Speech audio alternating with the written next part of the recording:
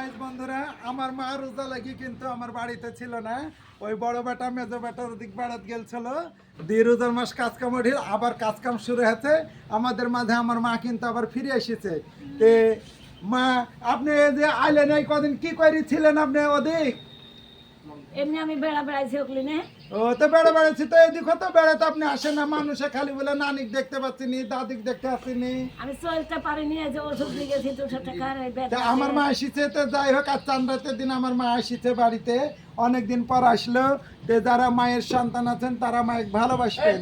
আর দেখেন দেখেন, আমি আমার মায়ের ভক্তি করছি। কেন মা? একদিন ভালো হবে না, কাঁঠাল একটা ডিম নাম তো দৌড় বন্ধের মুড়েন। এই করি মায়ের সালাম করবেন, ভক্তি করবেন, আর মায়ের দোয়া এবং আশীর্বাদ নেবেন, তাই না মা? যে আপনি কিছু বলেন সবার উদ্দেশ্যে, যে আমার ছেলে। আমার ছেলে আপনারা একটু ভালোবাসবেন, একটু দয়া করি। এই তো আমার মা, কথাটা শুনবেন, মা মানে সকলেরই মা। আসসালামু আলাইকুম।